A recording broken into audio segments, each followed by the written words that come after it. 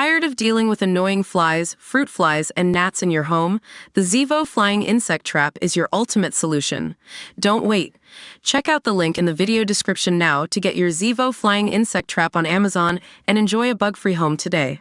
Oasis, Definitely Maybe, Big Brother 30th Anniversary Deluxe Edition. Verdict, timely renewal of a classic. Sabrina Carpenter, Short and Sweet, Island. Verdict, clever and catchy. This week was always going to be a significant one for Oasis fans, with yesterday marking the 30th anniversary of the band's 1994 debut album Definitely Maybe. But what had been shaping up as a big week became a truly momentous one on Tuesday morning with the confirmation that Liam and Noel Gallagher were reuniting for a money-spinning series of stadium shows next summer. With tickets on sale tomorrow morning, the tour is huge news.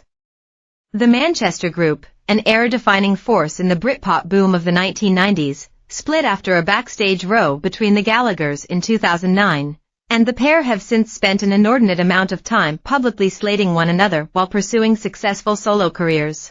But the prospect of frontman Liam and chief songwriter Noel returning to the stage together is setting pulses racing, and sending hotel prices soaring. Oasis, back in their prime, played with a style and panache that elevated them above their peers, and today's deluxe reissue of Definitely Maybe is a timely reminder of that sing-along swagger. 30 years on, it remains their masterpiece. The new package was announced 3 months ago, long before reunion rumors started to swirl, and it's out as a double CD, £16, quadruple vinyl LP, £60, cassette, £12, and digitally.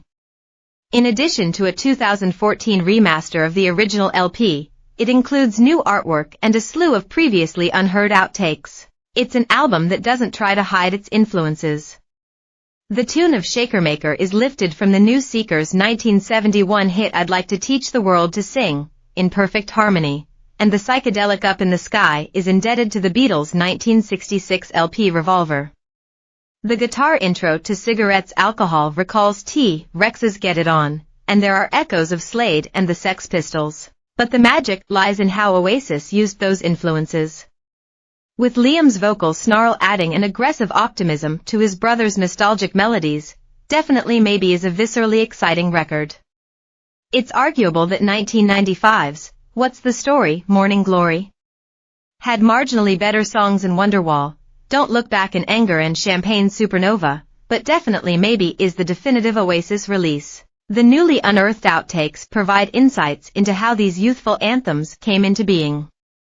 Oasis began the album at Monnow Valley Studio in Wales, but shelved those recordings and finished the job at Sawmills Studio in Cornwall.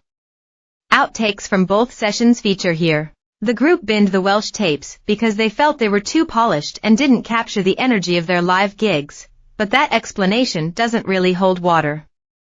There's nothing glossy about the raw, road-hardened versions of Rock and Roll Star, longer than on the final LP, and Shakermaker. They are simply works in progress. The Sawmills sessions feel closer to the finished article, though there are departures, too.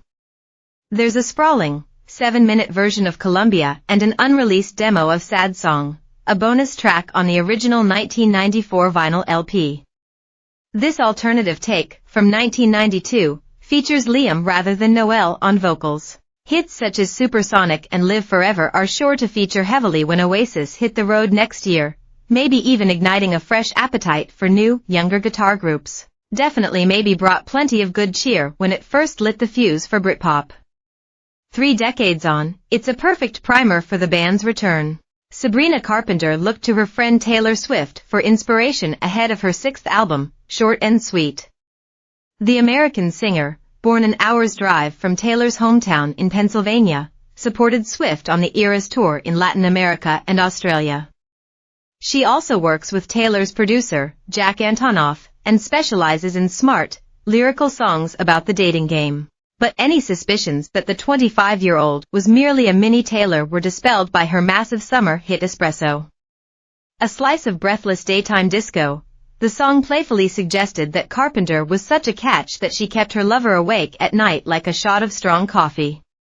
It topped the UK charts for 7 weeks and has reached 1 billion streams on Spotify. There's nothing as addictive as Espresso on Short and Sweet, but it's an album that confirms Sabrina's